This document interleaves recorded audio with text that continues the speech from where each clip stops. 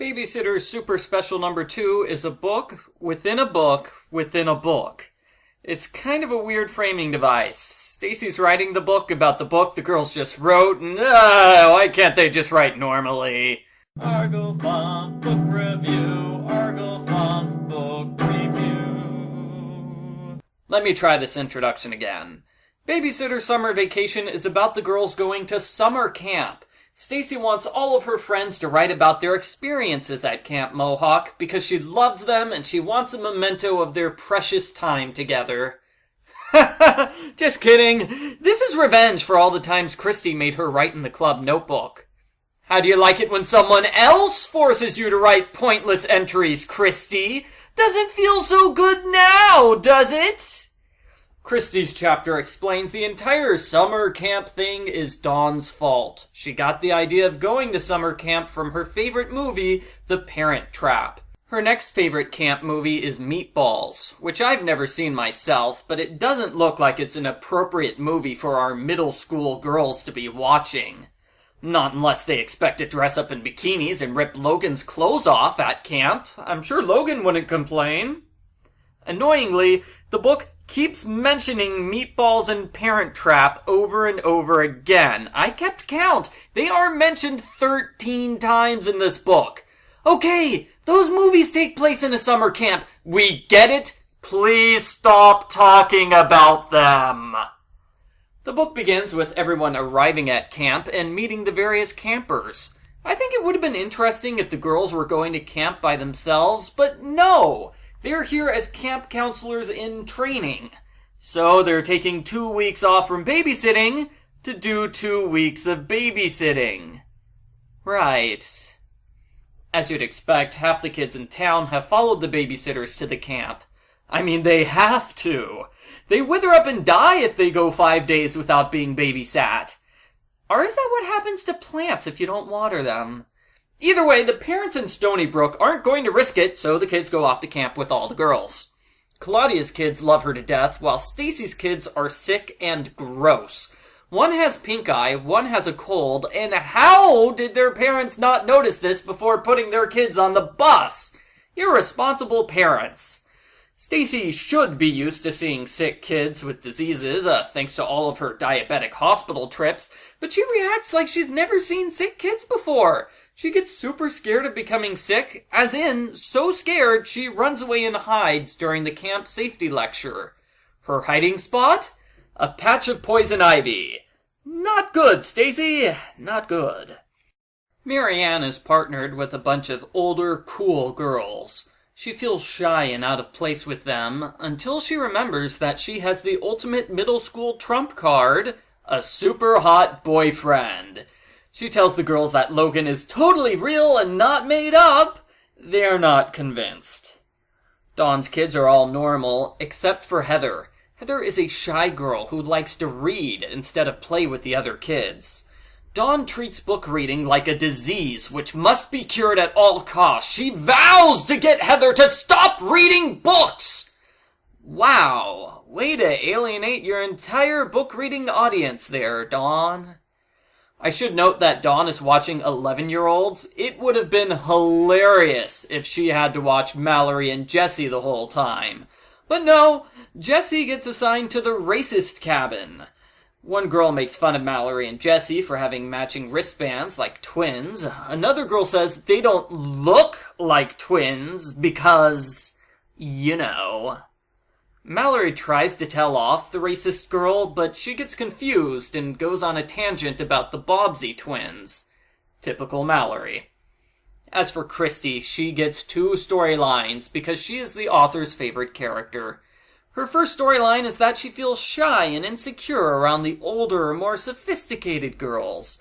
Hey, wait a second, that's the same thing that happens with Marianne. Huh.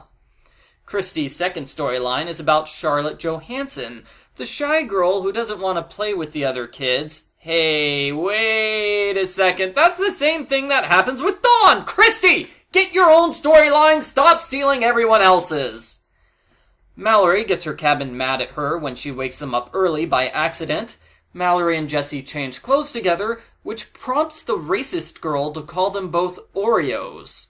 Mallory is confused as to how that racial slur applies to her, and after wondering for a bit, she decides to take it as a compliment. She brands herself and Jessi as the black and white Oreo twins.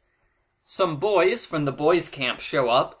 Claudia instantly falls in love with the Asian boy. He's so cute! She hopes he's Japanese like her. Sadly, she is so busy gushing over him that she forgets to pay attention when he introduces himself. So now she doesn't know his name or how to contact him. Meanwhile, I'm wondering what happened to Timothy, Claudia's vacation boyfriend from the last super special. Did he and Claudia break up or something? Does he not exist anymore? I think Claudia should stay away from romance if all of her boyfriends disappear without a trace.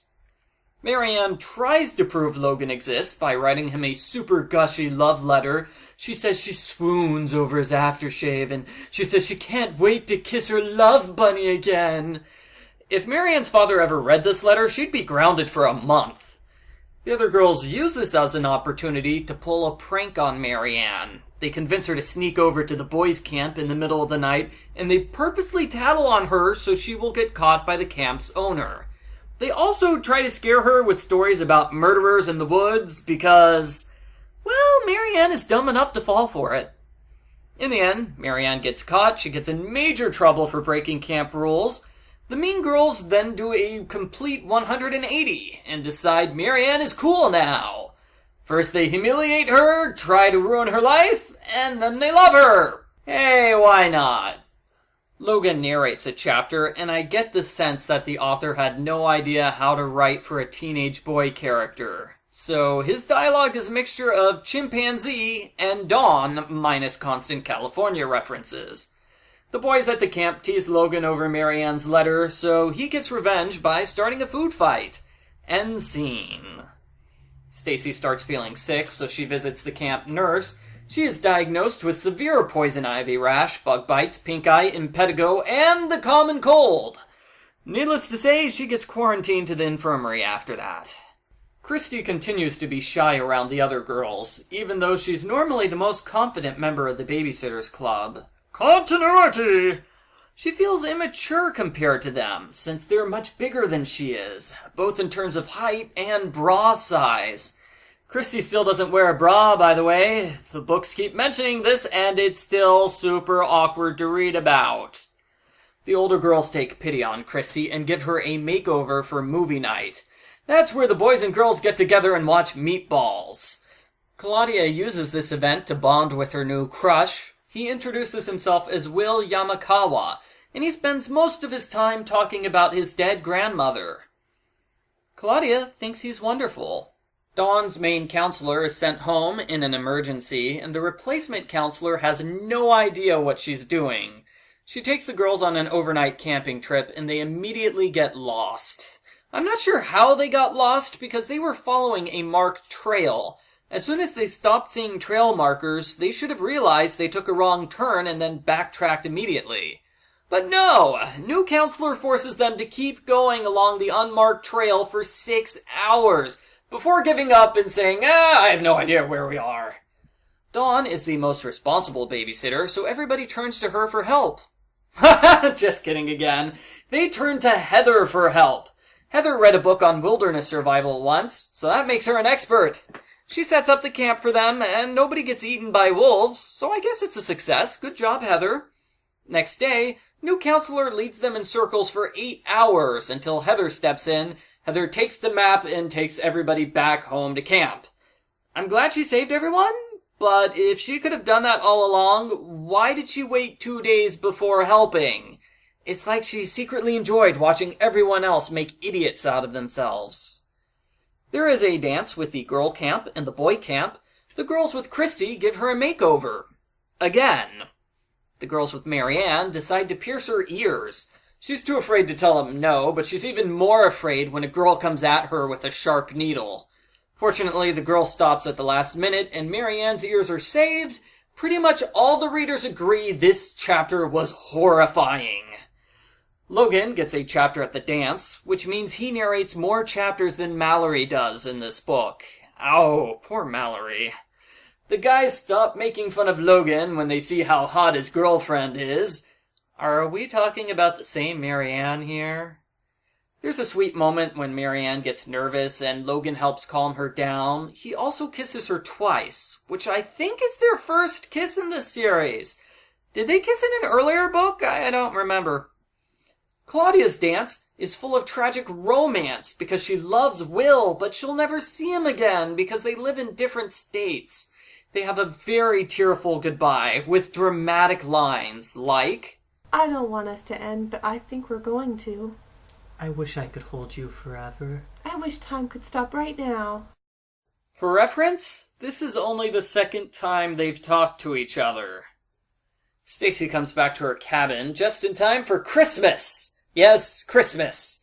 It's a tradition in camp that one half of each cabin has to decorate for Christmas and give out presents. I've never heard of this tradition, but I'm sure the 6-year-old campers loved the idea of only half of them getting presents. Especially Karen. She loves not getting presents on Christmas.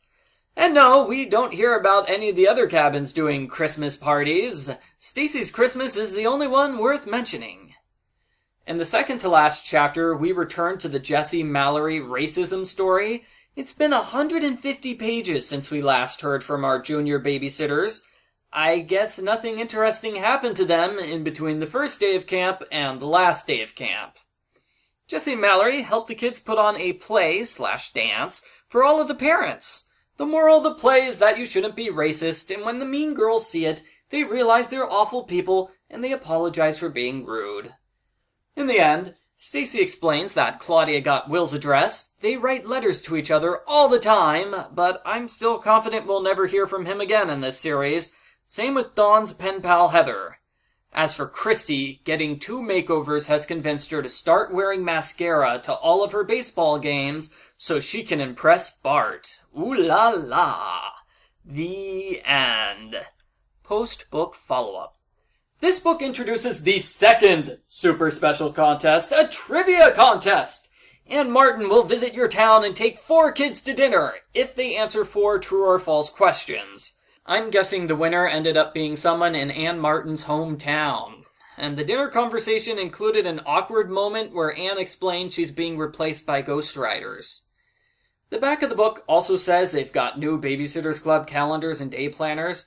I don't have to review those in this review series, do I? 'Cause they're not really books, and I don't think I can do a 10-minute video talking about calendars.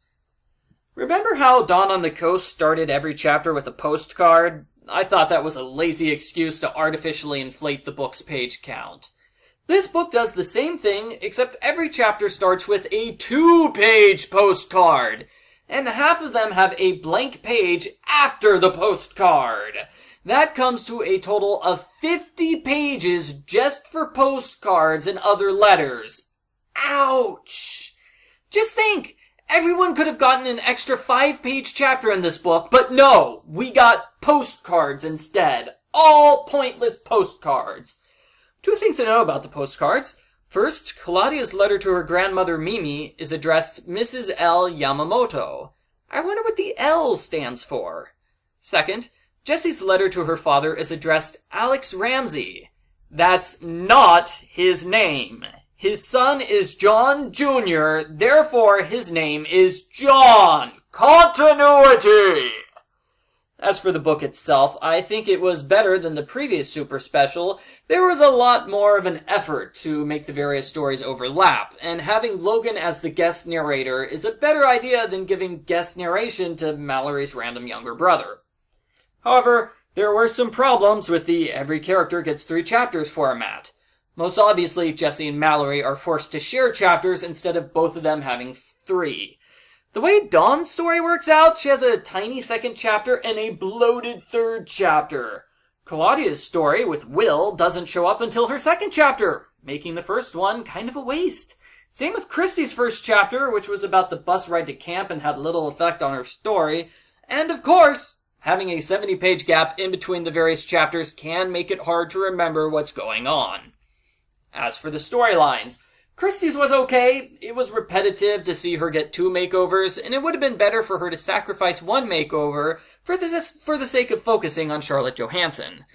Claudio's story was also fine. I'm just not interested in the vacation boyfriends who I know will never be mentioned again. Stacey's story was not interesting. She got sick and that's it. You don't need 3 chapters for that. Dawn getting lost in the woods was neat, even if the only reason it happened is because new counselor is incredibly stupid.